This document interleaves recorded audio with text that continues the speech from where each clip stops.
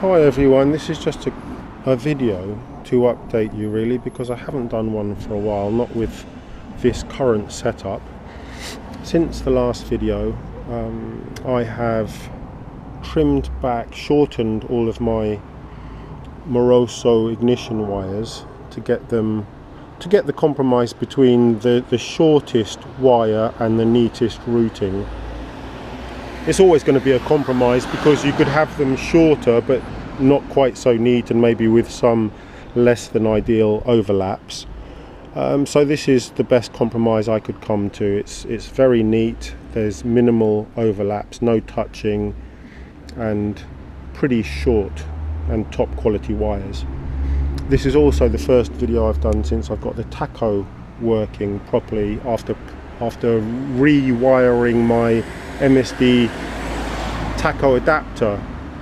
I had it wired incorrectly to start with, and thanks to Dennis on the V8 forum, I've now got it working so that the tacho works, so when I'm driving you'll be able to see what the engine's doing in terms of revs. Unfortunately, just as I've started to make this video, it started raining, as you can see from the droplets starting on the air filter cover there.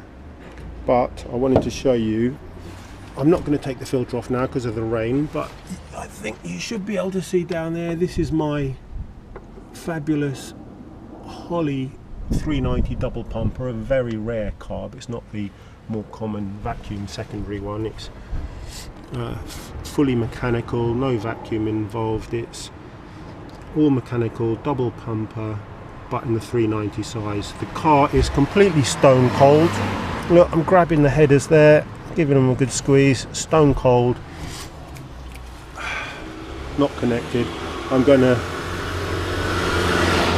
always leave the battery disconnected with a quick release connector. I'm gonna click this camera on there, hopefully you can still see, and I'm going to attempt to start it from cold to show you how quickly and easily it starts.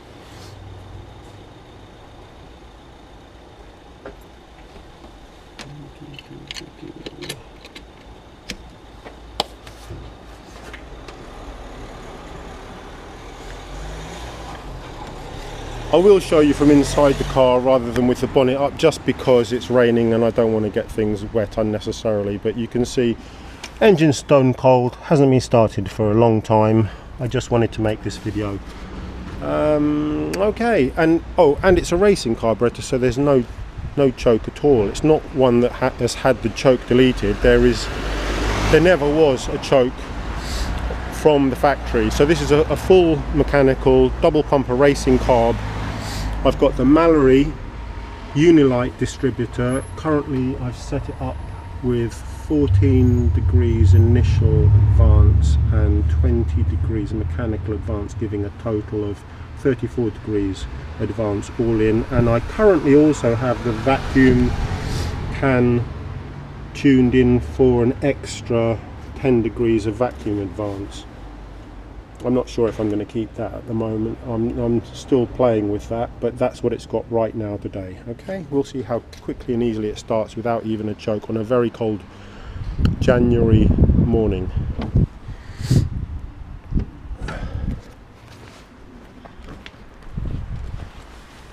My lovely quick release Momo wheel there. A bit of a squeeze. Get myself in. Let's see, where am I going to fit this? If I connect this grippy thing to the headrest support, hopefully you'll be able to see. Okay. Right. The advantage of this, why I put this on, is partly because it's a lovely wheel and I don't want the wheel to get stolen, and more importantly it's going to make it a little bit harder for the average thief to steal the car if there's no steering wheel on it. So it's as simple as this. That's it, job done. I always leave it in gear as well. Okay, so I turn the ignition on one click, to get the fuel up to pressure, as you can hear. Give it a couple of stabs on the big accelerator pumps, and let's see how we do. Oh, blimey, how about that? That wasn't bad, was it? Instant, first turn of the key.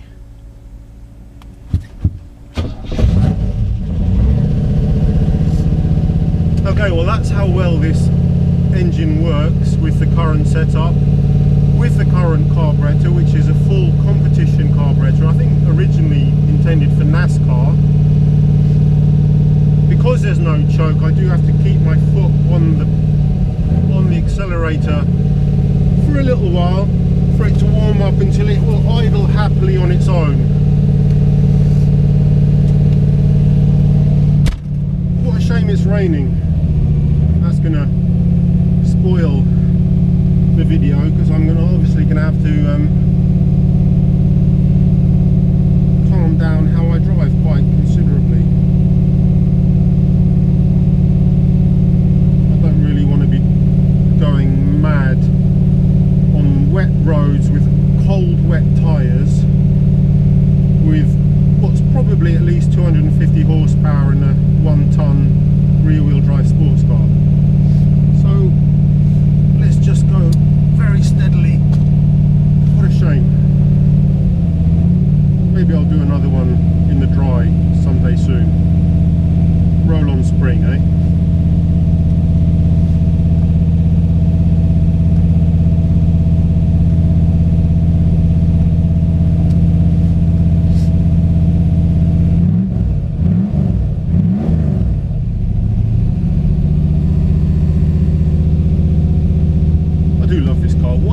This is the 4-litre NCK TVR engine, originally from a 1989 400 SE, so it's a higher state of tune than the standard Rover 4-litre. Higher compression, bigger cam, flowed heads, all that sort of thing. Plus the advantage of the competition carb, which personally I prefer to EFI on a car like this.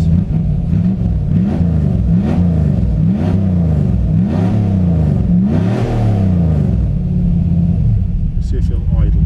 Yeah. So now, what was that? That was like, what, half a minute, and it's sitting happily. Look, my feet well away from the pedals, sitting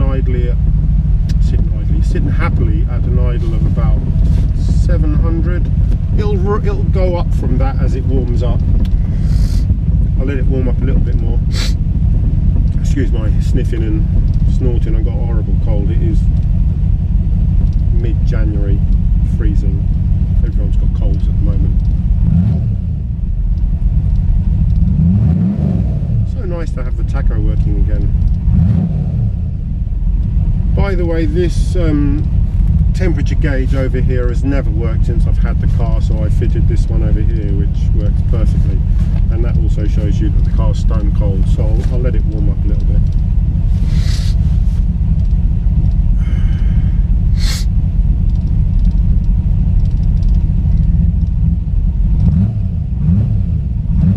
You can see and hear how nicely it carburates with this Holley double pumper. You know, people think of a Holley double pumper as something more suitable really for a competition car or a dragster or a hot rod, not an everyday street car that has to spend a lot of time in town and in traffic. But this is such a well-behaved, well-mannered car. You saw how easily it starts from stone cold. Most standard Rovers won't start as easily as that, whether it's an old SD1 or P6 or a Range Rover or whatever. I don't think there's many cars of any type that start as quickly and as easily as you just saw this one start. Look how nicely and cleanly that works.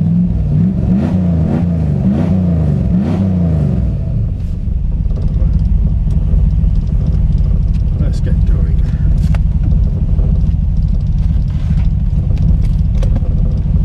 One of the other nice things about this particular car, it's a 1984 Wedge, the very first one, the sharp shape, Series 1, is it's got power steering, which is such a joy. It's the standard Rover SD1 power steering, but it works beautifully. I love it. I had an S-Series S2 before, 2.9, with no power steering, and I thought that was fine until I drove this and realised how much nicer a car like this is with power steering. Oh, what a shame about the weather, bastard. I'm definitely going to take it easy because this car spins the back wheels all too easily in the dry, let alone in the wet. With this mighty engine, on a warm day with warm tyres in the dry, if I stamp my foot on the throttle in the first 3 gears, it'll spin up. So I'm certainly not going to be doing that today in the cold, on cold tyres, in the rain. Sorry.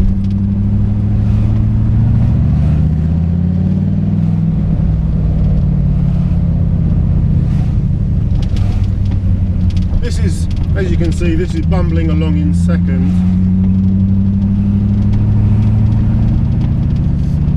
So well mannered. As well mannered as any, you know, nice family car, but you stamp on that throttle and it's an absolute hooligan. Jekyll and Hyde car. You wouldn't believe a car capable of such hooliganism could be so well mannered, or vice versa, that such a well mannered, easy starting, utterly 100% reliable car could be such a hooligan. Brilliant, I love this car.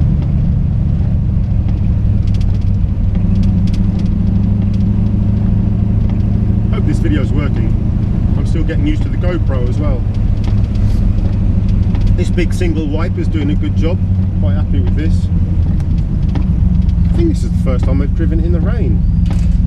I wouldn't have driven it today if I'd known it was going to rain as soon as I started the video.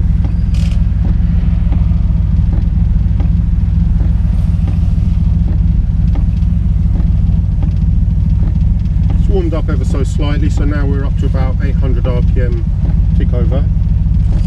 See the needles come off the stop there on the temp gauge.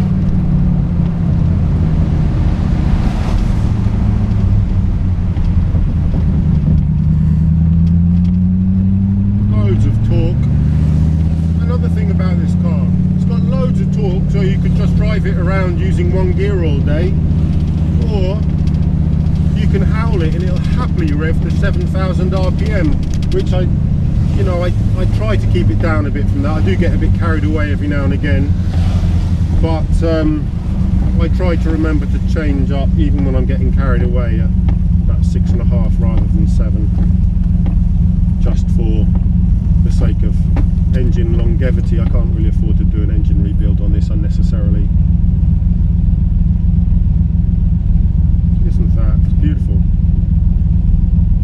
That's a competition carburetor, can you believe it? I bet most people out there, most of you guys with the Rover EFI systems, whichever one it is, Flacker or Hotwire, I bet you wish your cars were as nice as this.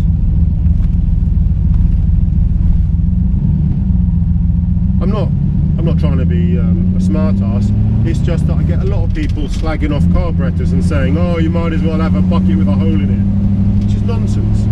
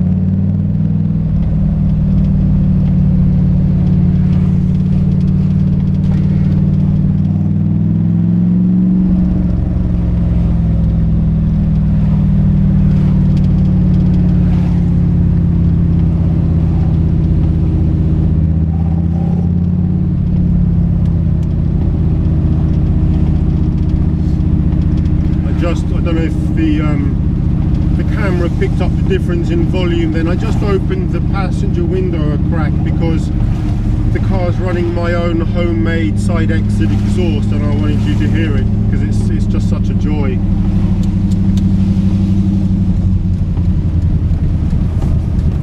So the exit is over that side underneath the passenger door. Oh, I love the sound of it. I don't find it offensive, just loud enough. It was originally a two silencer system. A middle box that was under the, more or less under the passenger seat, and then a complicated U-bend and a really torturous route for the gases, and then another box at the back. And what I did was I chopped up the original system, used the back box in place of the middle box as the exit. I think it works brilliantly.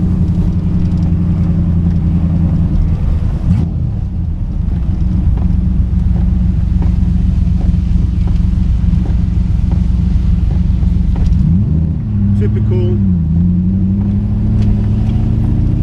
North London traffic and roads, I'm afraid. It's not easy to find a road near where I'm currently living to give it a bit of gas, because everywhere there's either traffic, and if there's not traffic there's bloody speed bumps, and if there's not speed bumps there's cameras.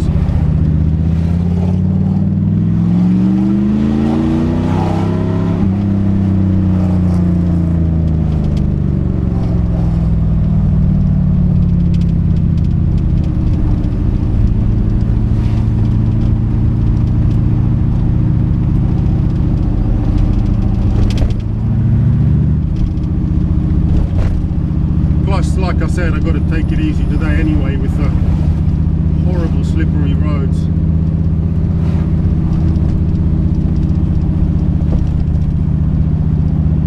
Hope that camera hasn't moved too much off where it's supposed to be pointing.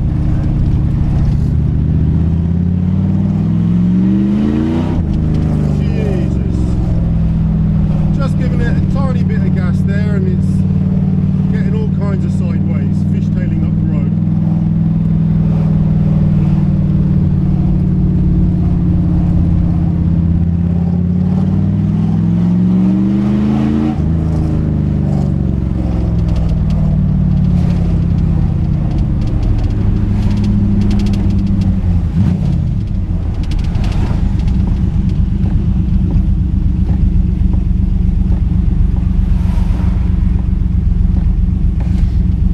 It's warmed up a bit more, we're at more like 900 RPM tick over.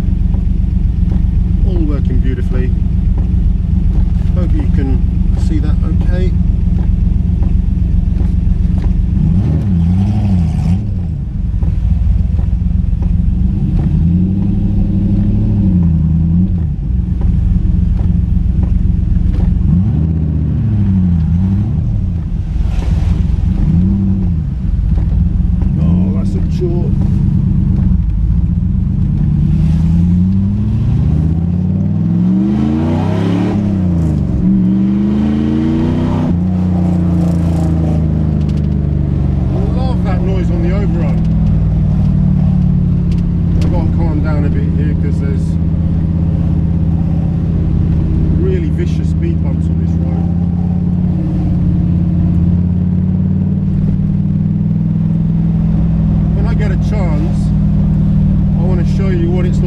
When you stamp on it, when you properly stamp on this accelerator,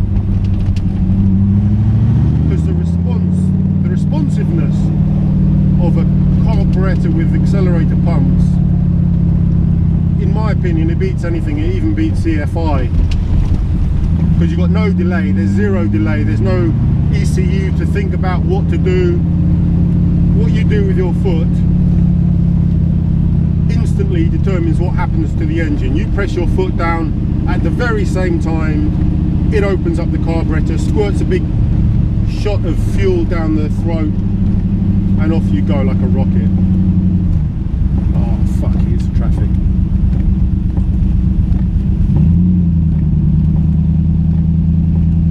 See if I can do a bit of a naughty one and go past this from the inside.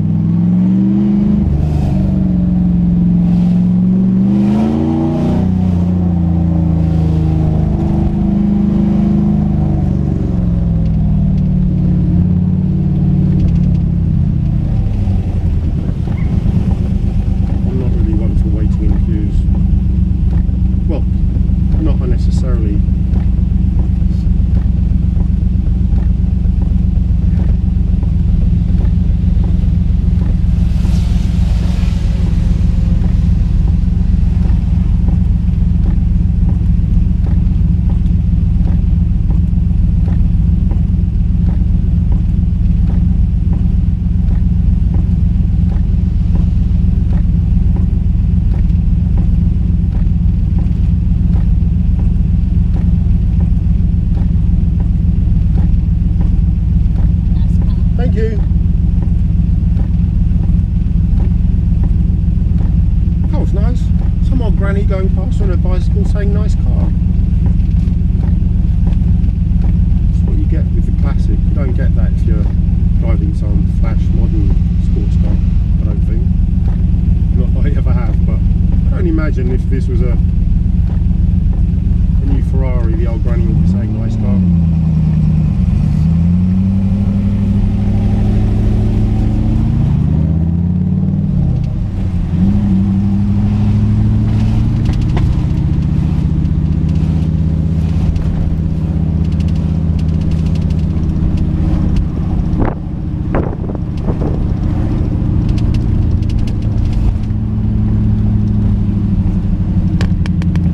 See these speed bumps are making the camera wobble out of position.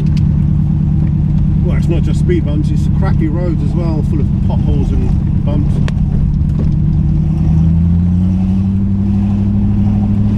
Not so much stag. I love a stag. Well, let's qualify that. I love the look of a stag. It's a shame they weren't built very well.